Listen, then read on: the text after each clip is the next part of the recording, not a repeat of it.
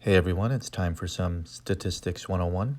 We're going to fill up this bucket with a roughly 50-50 mixture of red and blue marbles. And we have to guess, are there more red or more blue ones? We sample about half the marbles, separate the red from the blue, and then count them. In this trial, we find that our sample has 80 blue marbles and 70 red ones, which equates to about 53% blue, 47% red. Our prediction based on this sample is that there's more blue than red in the whole bucket. Let's count the rest and see. And our prediction was correct. Our final count of marbles is 152 blue to 148 red, or about 51% to 49%. That's a little closer than our original prediction, but we still got the color right.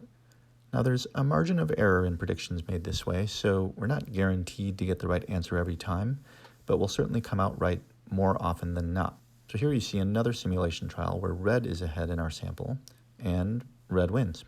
Now let's try another simulation and see what happens if our sample is not so random. This time, before dumping the marbles in the bucket, Billy and Bobby have been playing with the marbles. Billy prefers blue, Bobby likes red, so their marbles are not evenly distributed. Billy dumps his marbles in first, followed by Bobby. When we grab half the marbles off the top like last time, you can see right away that counting these marbles is not going to give us an accurate prediction of the total. Let's see just how much this skews our projection. In this trial, our sample includes 66 blue marbles and 84 red, which equates to a 44-56 split.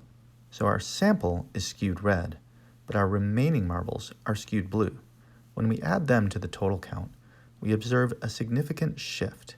We started with a 44-56 split with red way ahead, but our final result is 53-47 in favor of blue. That's a 9% blue shift from the original sample. It's important to note that the total number of marbles in the bucket isn't actually changing. It is whatever it is. But our ability to predict that total based on an initial sample is heavily dependent on how random or biased that sample is. By now you're wondering, why should I care? Let's talk about the great state of Pennsylvania. The example we just walked through with a biased initial sample of marbles is actually quite similar to how the votes will be counted in the state of Pennsylvania. Pennsylvania is an important state for two reasons. First, it's a swing state, and second, by state law, Pennsylvania won't begin processing their mail-in ballots until Election Day, and in some precincts, not even until after polls have closed. So we can expect there to be a significant lag in counting mail-in votes compared to Election Day votes. The mail-in ballots are like Billy's marbles at the bottom of the bucket that get counted last, and the Election Day ballots are like Bobby's marbles at the top of the bucket that get counted first. A key question is, do we have a good reason to expect those ballots to skew differently? In fact, we do. Trump has been quite critical of mail-in voting.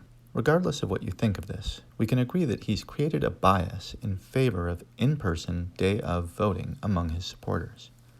Joe Biden, on the other hand, has been quite supportive of mail-in and early voting, and this, combined with coronavirus concerns, has resulted in an opposite bias among Biden supporters. We know this bias exists not just because it sort of makes sense based on what the candidates have been saying. We actually have multiple polls that confirm these two opposing biases, and early voting numbers confirm it as well. So given that early election results from Pennsylvania on the night of November 3rd will reflect a vote sample that's biased in favor of Trump, and the ballots remaining to be counted will be biased in favor of Biden, we should expect to see the same type of blue shift that we saw with Billy and Bobby's marbles as those votes get counted in the days following November 3rd. Let's wrap this up. Don't lose your marbles on Election Day, or we should say week, since it may take days to get a definitive result in some states. Biden supporters, don't lose it if Trump's results look stronger than expected on election night. This is actually expected. Trump supporters, don't lose it when Biden's results improve as more mail-in ballots are counted. This is also expected.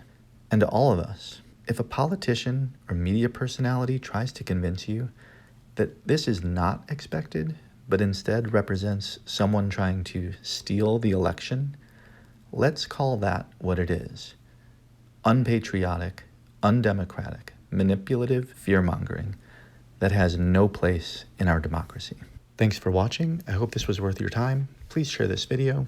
If you want a deeper dive into some of the data and modeling related to the blue shift in Pennsylvania, I strongly recommend an article on 538 titled Why Pennsylvania's Vote Count Could Change After Election Night. And last but not least, if you haven't voted and it's still November 3rd and you're eligible and you can vote safely, please go vote.